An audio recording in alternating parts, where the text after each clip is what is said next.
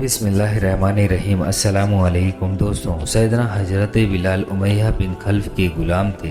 سیدنا حضرت بلال حبشی کائنات کی وہ پہلی عظیم و مقدس ہستی ہیں جن کو دنیا کے پہلے مؤذن ہونے پر اعلیٰ شرف حاصل ہوا ہے۔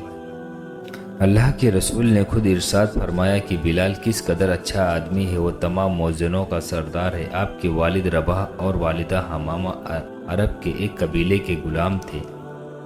یہ سرزمین عرب کا وہ تاریخی دور تھا جب انسان کی اخلاقی بستیوں کی گہرائیوں میں گرا ہوا تھا اور اس پر گمراہی مسلط تھی، اور اس دور جہالت میں سب سے مظلوم طبقہ غلاموں کا تھا، جسے بنیادی انسانی حقوق ملنا تو بہت دور کی بات، سکون سے اپنی زندگی گزارنے کا بھی حق نہیں تھا۔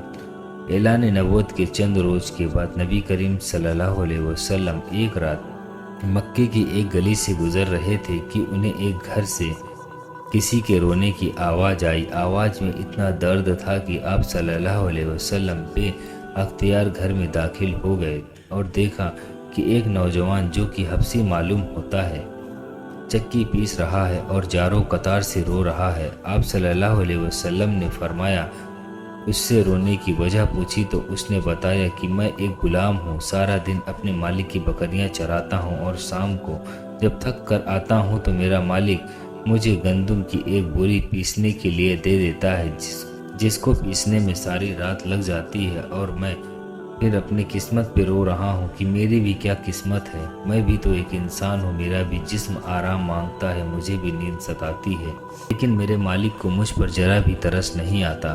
کیا میرے مقدر میں ساری عمر اسی طرح رو رو کر زندگی گزارنا لکھا ہے؟ نبی کریم صلی اللہ علیہ وسلم نے فرمایا کہ میں تمہارے مالک سے کہہ کر تمہاری مشقت تو کم نہیں کروا سکتا، کیونکہ وہ میری بات کبھی نہیں مانے گا۔ ہاں، میں تمہاری تھوڑی مدد ضرور کر سکتا ہوں، تم سو جاؤ اور میں تمہاری جگہ چکی پیستا ہوں۔ وہ غلام شکریہ ادا کر کے سو گیا۔ آپ صلی اللہ علیہ وسلم نے اس کی جگہ چکی پیستے رہے۔ جب گندم ختم ہو گئی تو آپ صلی اللہ علیہ وسلم اسے جگائے بغیر واپس تشریف لے آئے۔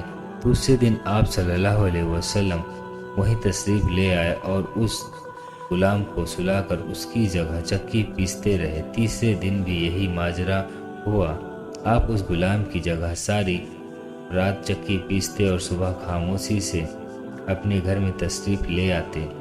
چوتھی رات جب آپ وہاں گئے تو اس غلام نے کہا کہ اللہ کے بندے، آپ کون ہیں اور میرا اتنا خیال کیوں کر رہے ہیں؟ ہم غلاموں سے نہ تو کسی کو کوئی ڈر ہوتا ہے اور نہ ہی کسی کو کوئی فائدہ،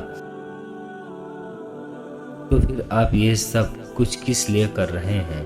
آپ صلی اللہ علیہ وسلم نے فرمایا، میں یہ سب کچھ انسانی ہمدردی کے تحت کر رہا ہوں، اس کے علاوہ مجھے تم سے کوئی غرض نہیں۔ اس غلام نے کہا کہ آپ کون ہیں؟ نبی کریم صلی اللہ علیہ وسلم نے فرمایا، کیا تمہیں معلوم ہے کہ مکہ میں ایک شخص نے نبوت کا دعویٰ کیا ہے؟ اور اس شخص نے کہا، میں نے ہاں سنا ہے کہ ایک شخص نے جس کا نام محمد ہے، وہ اپنے آپ کو اللہ کا نبی کہتا ہے۔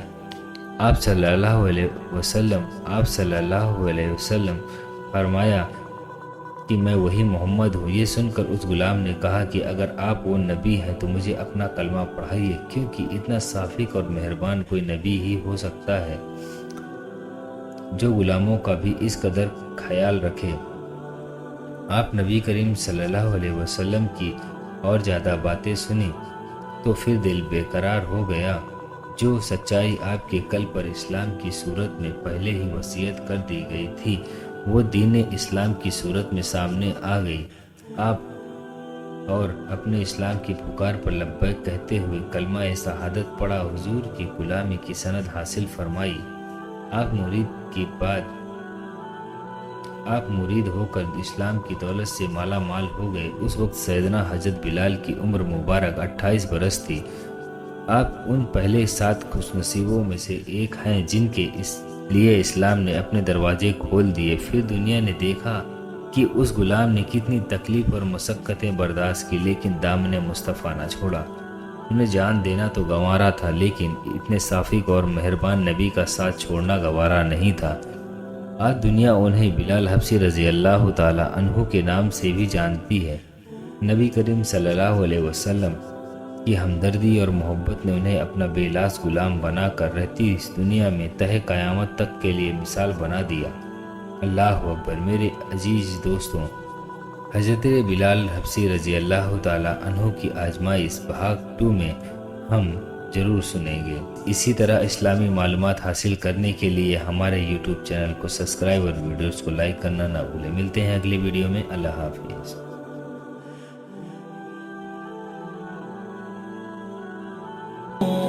سبيل